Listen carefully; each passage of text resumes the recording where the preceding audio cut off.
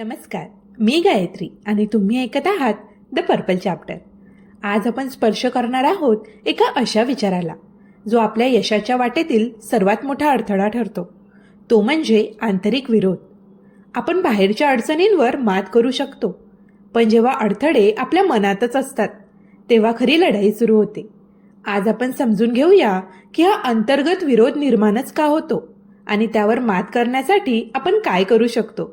अनेक जणांना कार्य करताना कार्याच्या सुरुवातीला संघर्ष करावा लागतो. हा संघर्ष दुसऱ्या तिसऱ्या कोणाशी नसून स्वतःशीच करावा लागतो. अनेकांना हेही कळत नाही की त्यांचा संघर्ष स्वतःशीच चालला आहे. कार्याच्या सुरुवातीलाच त्यांच्या मनातून नकारात्मकता जाणवायला लागते.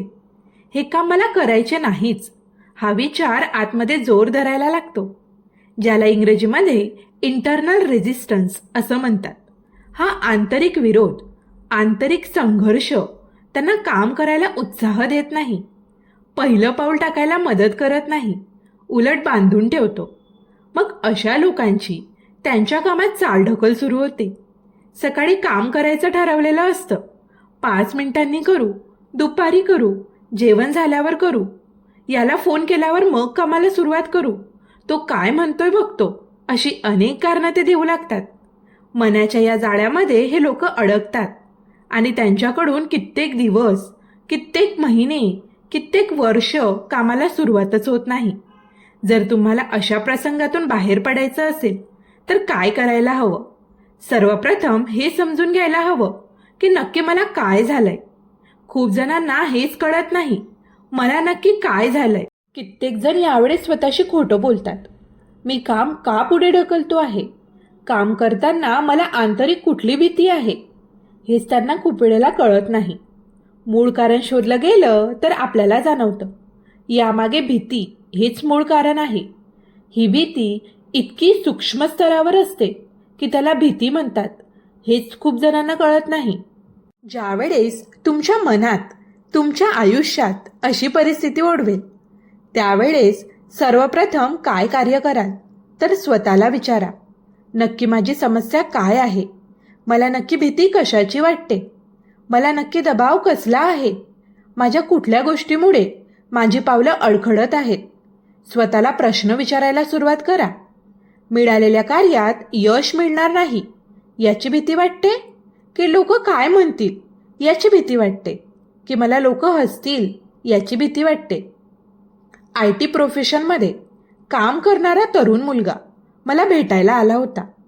तो म्हणाला, मला माहीत आहे की मी नवीन ठिकाणी इंटरव्ह्यू दिला तर मला नक्की चांगला जॉब मिळेल, पण मला इंटरव्ह्यूची भीती वाटते.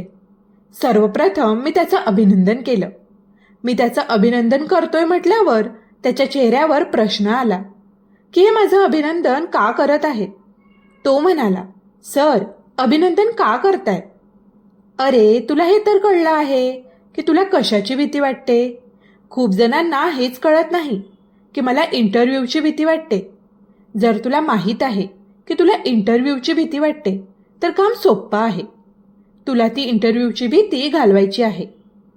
तो डोळे मोठे करून माझ्याकडे पाहायला लागला. मी त्याच्या हातात कागद, पेन दिला. त्याला सांगितलं, तू हुशार आहेस, तू सुज्ञ आहेस. तुला इंटरव्ह्यूची भीती वाटते म्हणजे नक्की कशाची भीती वाटते? अहो सर, नक्की कशाची म्हणजे काय? इंटरव्ह्यूची भीती वाटते. पण इंटरव्ह्यूमध्ये कसली? इंटरव्ह्यूमध्ये चांगले कपडे घालून जायची, की त्या ऑफिसच्या आत गेटमधून प्रवेश करायची, रिसेप्शनिस्टला भेटायची, आत जाऊन जो अधिकारी आहे त्याला भेटायची, त्यांच्या प्रश्नांना उत्तरं द्यायची, की प्रश्नांची उत्तरं देताना माझं चुकेल का याची? नक्की तुला भीती कशाची वाटते? तू लिहायला सुरुवात कर. तो कागद पेन घेऊन बराच वेळ बसला आणि शेवटी त्याने मला सांगितलं, खरं तर विचारलेल्या प्रश्नांची उत्तरं मला देता येतील की नाही याची भीती वाटते. बस एवढंच आहे. मग ठीक आहे, मग काम सोपं आहे. एक काम कर, पुढचा इंटरव्ह्यू कधी आहे? 3 दिवसांनी. मग त्या दिवशी सकाळी घरातून निघताना भीती वाटेल का? नाही. मग चांगले कपडे घाल, इंटरव्ह्यूचे कपडे घाल, बॅग घे, इंटरव्ह्यूला बाहेर पड. अहो, पण भीती वाटते. भीती तुला इंटरव्ह्यूला प्रश्नांची उत्तरं द्यायची वाटते ना? मग घरातून बाहेर पडायला काहीच हरकत नाही. घरातून बाहेर पड, रिसेप्शनला जा, स्वतःचं नाव नोंदव. 10:50 इंटरव्ह्यू असेल तर 10:50 तिथे बसायला तुला अडचण नाही. आता मात्र तो थांबला आणि हसला. तिथपर्यंत पोहोचायला भीती वाटते? नाही. जो अधिकारी इंटरव्ह्यू घेणार आहे त्याच्यासमोर जाऊन बसल्यावर भीती वाटते? नाही. मग तिथे जाऊन समोर बस. चालेल, इथपर्यंत तर नक्की करू शकतोस. तो म्हणाला करू शकतो. मग तेवढं करून मला पुढे काय झालं ते सांगायला ये. माझं बोलणं ऐकून तो खदाखदा हसायला लागला. सर, 90% काम झालंच आता. मग काय राहिलं? ज्या वेळेस तुम्ही हे शोधायचा प्रयत्न करता की मला नक्की कसली भीती वाटते, त्यावेळेस तुम्हाला जाणवतं की भीती खूप छोट्याशा गोष्टीची असते. ती गोष्ट सोडून बाकी सर्व मी करू शकतो का हे स्वतःला विचारा आणि तेवढ्या सर्व गोष्टी करून टाका. तुम्हाला जाणवेल की तुम्ही त्या भीतीतून बाहेर पडलेले आहात. मग तुम्हाला स्टेजवर बोलायची भीती वाटते, नवीन व्यवसाय सुरू करायची भीती वाटते, कुठलं नवीन कार्य करायची भीती वाटते. स्वतःला विचारा, या कार्यात मला नक्की भीती कशाची वाटते? मला आंतरिक विरोध कशाचा आहे? इंटरनल रेजिस्टन्स नक्की कुठल्या गोष्टीचा आहे? पळू नका, घट्ट पाय रोवून उभे राहा. ज्यावेळेस तुम्हाला समजतं की मला नक्की भीती कशाची वाटते, त्यावेळेला ज्या गोष्टीची भीती वाटते ती गोष्ट समोर येईपर्यंत तुम्ही तिथे सहजपणे उभं राहू शकता. ज्यावेळेस भीती समोर येते त्यावेळेस आतून विरोध येण्याची शक्यता असते. तिथून निघून जावंसं वाटतं. समोरच्या कार्याला टाळायची प्रबळ इच्छा होऊ शकते. आजचं काम उद्यावर ढकलू, परवावर ढकलू, हा प्रबळ विचार मनात येऊ शकतो. अशा वेळेस मात्र एखाद्या योद्ध्यासारखं पाय रोवून त्या कार्यासमोर उभं राहा.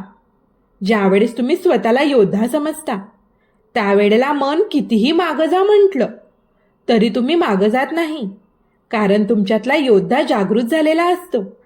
अशा अवस्थेत काही क्षण तुम्ही फक्त ठामपणे उभे राहिलात तर ते युद्ध तुम्ही जिंकलेलं असतं.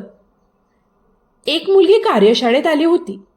तिने कार्यशाळेत याच अटीवर नाव नोंदवलं होतं की मी सगळ्यांसमोर येऊन मंचावर बोलणार नाही, स्टेजवर बोलणार नाही. तिला मंचावरून का बोलणार नाही असं विचारल्यावर तिनं सांगितलं होतं ती शाळेत असताना गांधीजी या विषयावर भाषण द्यायला स्टेजवर गेली होती. अनेक शाळा 2 ऑक्टोबरला गांधीजी या विषयावर मुलांना बोलण्यास भाग पाडतात. ती मुलगी म्हणाली, मी स्टेजवर बोलायला गेले.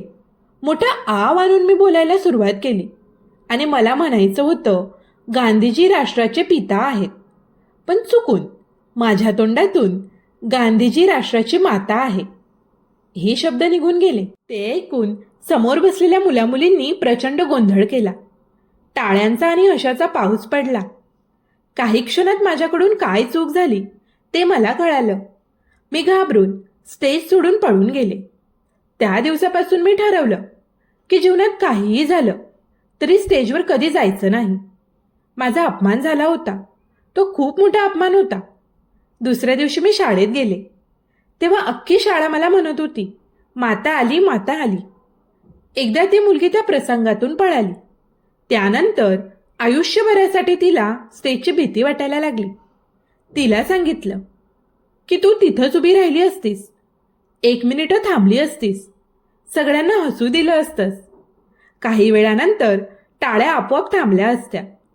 त्यानंतर समोरच्यांना विचारलं असतं की प्रत्येकाने स्वतःशी विचार करून सांगा की आपल्या आयुष्यात जास्त महत्त्व कुणाचं असतं, माता की पिता?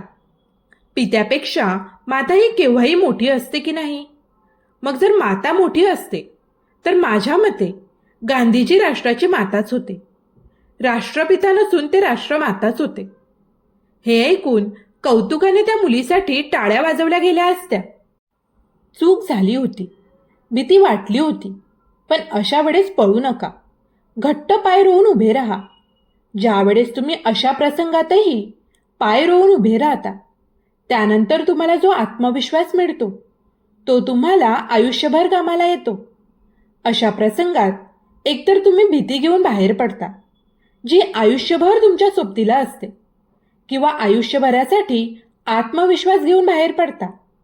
त्या घटनेपासून पळून न जाता काही क्षण फक्त घट्ट पाय रोवून उभे राहिलात तर आयुष्यभरासाठी तुम्ही आत्मविश्वास खऱ्या अर्थाने कमावता, जो प्रत्येक प्रसंगात तुमच्या उपयोगी पडतो. वाईटात वाईट काय घडेल?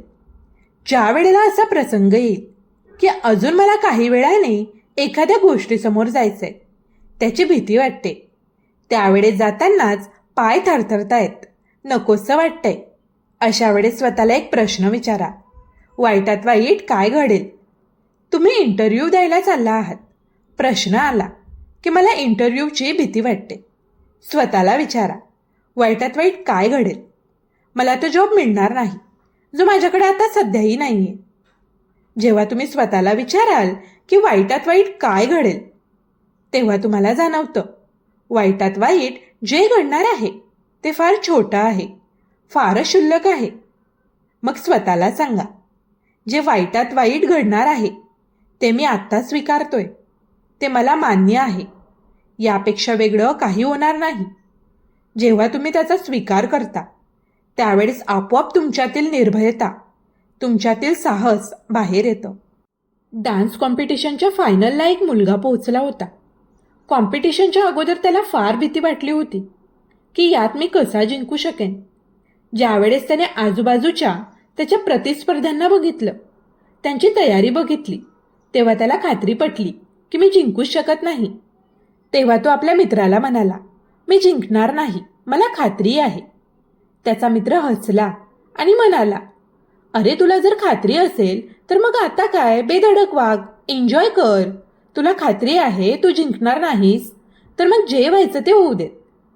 ज्यावेळेस जे व्हायचं ते होऊ देत असा मनात विचार आला, वाईटात वाईट काय घडणार आहे याचा स्वीकार त्याने आधीच केला होता, त्यावेळेस त्याचा डान्स परफॉर्मन्स जास्त चांगला झाला. हे सांगायला नको की त्याला सर्वप्रथम बक्षीस मिळालं.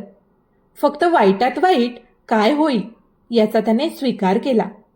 जेव्हा वाईटात वाईट काय होईल याचा तुम्ही स्वीकार करता तेव्हा तुम्हाला जाणवतं की तुमच्यातील निर्भयता कित्येक पटीने वाढलेली असते. माझ्या जीवनात एक कार्य करताना मला अनेक अडथळे आले होते. त्यावेळेस मला एक गोष्ट त्रास देऊन गेली की मी हातातलं कार्य सोडलं तर माझ्याबरोबरच्या साथीदारांचं काय. त्या अवस्थेत मी जवळपास 2 वर्ष काढली की माझ्याबरोबरांच्या साथीदारांचं काय होईल. त्यामुळे मी कार्य अपूर्ण सोडू शकत नव्हतो. पण एक दिवस विचार केला आणि वाईटात वाईट काय होईल त्याचा स्वीकार केला. अचानक मला जाणवलं, माझ्याबरोबर माझ्या साथीदारांमध्येही निर्भयता आली होती, साहस आलं होतं. मग नवीन कार्याला आम्ही त्याच निर्भयतेने, त्याच साहसाने सुरुवात केली.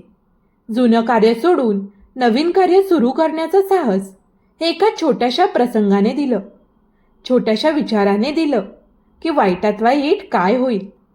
अनेक जण म्हणतात की आत्मविश्वासाने काम करायचं तर साहसाने निर्भयता हवी. साहस, निर्भयता केव्हा येते? जेव्हा वाईटातल्या वाईट परिणामांना तुम्ही स्वीकारता. वाईटातला वाईट परिणाम तुम्ही स्वीकारून जेव्हा त्याच्यावर विजय मिळवता तेव्हा आपोआप तुमच्यात निर्भयता येते, साहस येतं आणि अतिशय सहजतेने तुम्ही तुमच्या कार्याला सुरुवात करता. आपल्यातला आंतरिक विरोध हा बाहेरच्या अडचणींपेक्षा अधिक कठीण असतो, पण जेव्हा आपण त्याला समजून घेतो, त्याला सामोरे जातो, तेव्हा खरं स्वातंत्र्य मिळतं. म्हणूनच स्वतःवर विश्वास ठेवा आणि तुमच्या मनातील आवाजाला सकारात्मक दिशा द्या. पुन्हा भेटूया अशाच एका विचारप्रवर्तक विषयासोबत द पर्पल चॅप्टरमध्ये. धन्यवाद.